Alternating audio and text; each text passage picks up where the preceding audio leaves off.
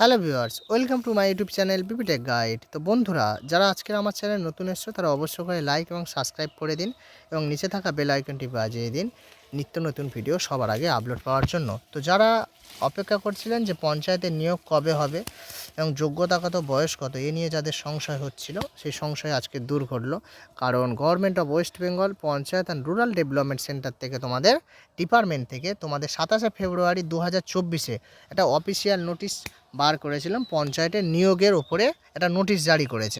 তো চলো নোটিশে কি বলা আছে দেখে নেওয়া যাক। নোটিশে তোমাদের 6652টি ভ্যাকান্সি রয়েছে, মোট শূন্যপদ রয়েছে। তো যারা মেল এবং ফিমেল তারা উভয়ে আবেদন করতে পারবে এবং তোমাদের নিয়োগ ডিস্ট্রিক্ট লেভেল সিলেকশন কমিটি থেকে তোমাদের নিয়োগ হবে। তো চলো জানা যাক যে কোন ডিস্ট্রিক্ট বা কোন জেলায় কত শূন্যপদ রয়েছে। একটু জুম করে নিই। যারা আলিপুর ডিস্ট্রিক্টে পড়ো তাদের হচ্ছে জিপি মানে গ্রাম পঞ্চায়েত, পিএস মানে পুলিশ স্টেশন আর জেডপি মানে জেলা পরিষদ। তাহলে আলিপুরদুয়ারের গ্রাম পঞ্চায়েতের মোট শূন্যপদ রয়েছে 96টি। তো 96টির মধ্যে কি কি পদে তোমরা নিয়োগ হবে? এক্সিকিউটিভ অ্যাসিস্ট্যান্ট, গ্রাম পঞ্চায়েত কর্মী, নির্মাণ সহায়ক এবং সহায়ক সেক্রেটারি। বাঁকুড়ার গ্রাম পঞ্চায়েতের শূন্যপদ রয়েছে 541টি।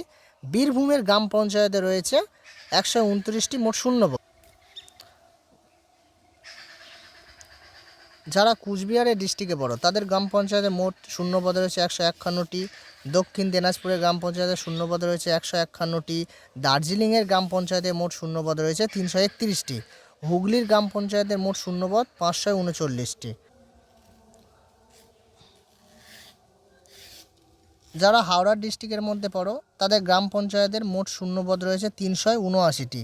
জলপাইগুড়ির গ্রাম পঞ্চায়েতের শূন্যপদ 104টি। ঝাড়গ্রামে 200টি। কালিম্পংয়ে 151টি।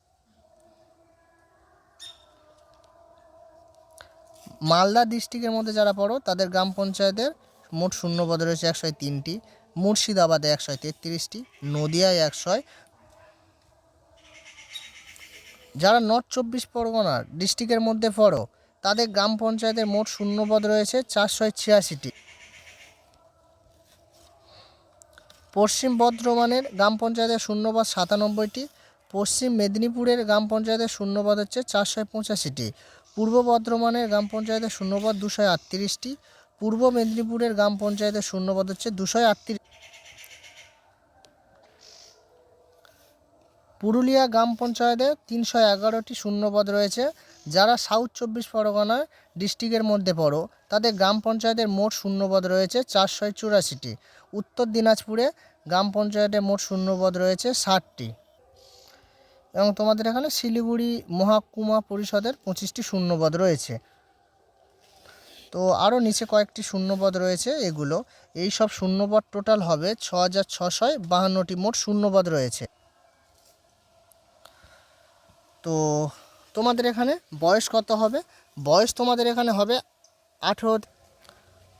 40 বছর পর্যন্ত, 18 থেকে 40 বছর পর্যন্ত। যারা এসসি তাদের 5 বছর ছাড় আর যারা ওবিসি তাদের 3 বছর ছাড়।